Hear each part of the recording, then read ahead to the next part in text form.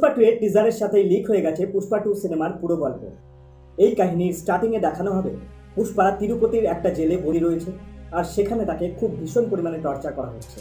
আর এই টর্চার তার উপর করছে আর কেউ না, পুষ্পার পুরনো শত্রু পুলিশ অফিসার শিখাবাত, যিনি পুষ্পার জেলে থাকার ফায়দা উঠিয়ে তার ওয়াইফ রশ্মিকার সাথেও জবরদস্তি করে।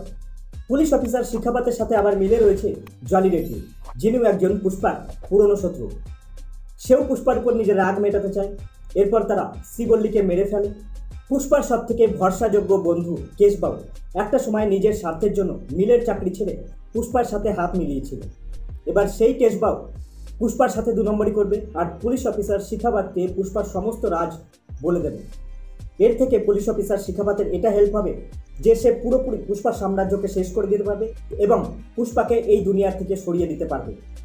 এর থেকে কেশবার দুটো ফায়দা হবে, সে লাল চন্দনের ডিলার হয়ে যাবে, আর এই লাল চন্দনের স্মাগলিংয়ের দুনিয়ায় সে রাজা হয়ে, যেটা পুষ্পা থাকলে সে করতে কোনোদিনই পারবে না।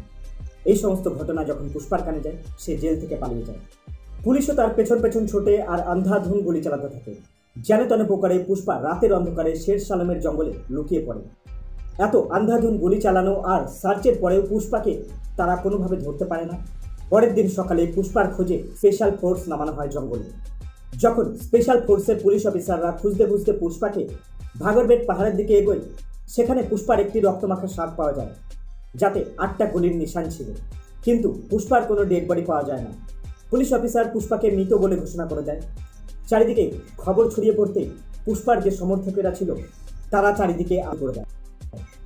চিত্তুর আর তিরুপতির মতো এলাকায় এই আন্দোলন দাঙ্গার রূপ নেয়।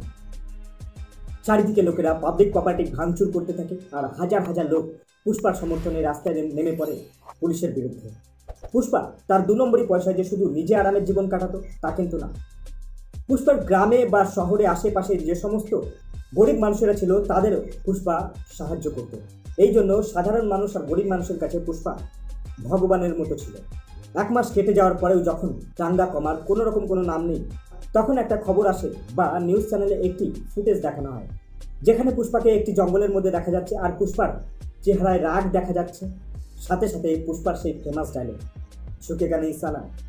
এটা দেখার পর তো পুষ্পার ফ্যানরা বা সমর্থকেরা যাই বলে না কেন, তারা খুব খুশি হয়ে যায়। কিন্তু প্রশ্ন এখানে একটাই, যে এতদিন পুষ্পা কোথায় ছিল?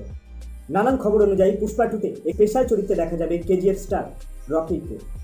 পুষ্পা যখন জেল থেকে পালিয়ে শের সালামের মতো জঙ্গলে ঢুকে পড়ে, সেখান থেকে জাপান আর মালয়েশিয়ার মতো দেশে গিয়ে সে লাল চন্দনের স্মাগলিং করে মোটা টাকা ইনকাম করে। আর তার ট্রান্সপোর্টের সব থেকে সেফ রাস্তা ছিল সমুদ্রপথ। এর মধ্যেই পুষ্পার সাথে দেখা হবে রকি ভাই। মনে আছে কেজিএফ 2 এর ওই লাস্ট সিনটার কথা, যেখানে রকি ভাইয়ের সোনা ভর্তি জাহাজ সমুদ্রের জলে ডুবে যায়? তো দেখা হওয়ার পর দুজনকে তারা সাহায্য করবে, যেটা তাদের সেই সময় খুব প্রয়োজন ছিল। এরপর তাদের মধ্যে আস্তে আস্তে বন্ডিং ভালো হয়, তাদের মধ্যে ভালো বন্ধুত্ব হয়ে যায়। যতদূর দেখা যায় যে পুষ্পা আর রকি ভাইয়ের স্টোরি একদম সেম টাইপেরই। পুষ্পা আর রকি ভাই খুবই গরিব থেকে এই উপরে উঠে এসেছে নিজের ব্যবসার মাধ্যমে। দুটো ছবিতেই মায়ের ক্যারেক্টারকে খুবই ইমোশনালি প্রেজেন্ট করা হয়েছে, আর দুটো ছবিতেই নায়িকাকে মেরে ফেলা হবে। পুষ্পা পার্ট 1-এ নিজের ধান্দার জন্য পুষ্পা অনেক নিজের শত্রু বাড়িয়ে ফেলেছিল শিনু, শিখাবাত আর জলি রেড্ডির সাথে, যার জন্য তারাও প্রতিশোধ নিতে উঠে পড়ে লাগে পুষ্পার উপরে। পুষ্পা 2-তে আমরা এটা দেখতে পারবো যে কিভাবে পুষ্পা রকি ভাইকে সাহায্য করে এবং তার ম্যান পাওয়ারের সাহায্যে শক্তিশালী হয়ে রকি ভাই ভারতে ফিরে আসবে এবং দুজনে মিলে লাল চন্দনের স্মাগলিং করবে। এর জন্যই পুষ্পা 2 এর টিজারের লাস্টে পুষ্পাকে পুলিশ স্টেশনে বসে একটা ডায়লগ দিতে দেখা যাবে, এইভাবেই পুষ্পা দিন দিন লাল চন্দনের দুনিয়ার সর্বশ্রেষ্ঠ হয়ে উঠবে আর নিজের শত্রুদের এক এক করে শেষ করবে সে। এবার আসি আসল কথায়। এই গল্পটা পুরোটাই আমার একটা কল্পনা ছিল। কেমন লাগলো তোমাদের এই কল্পনা স্টোরি আমাকে কমেন্ট করে জানাতে পারো। দেখা হবে আবার পরে ভিডিওতে। বাই।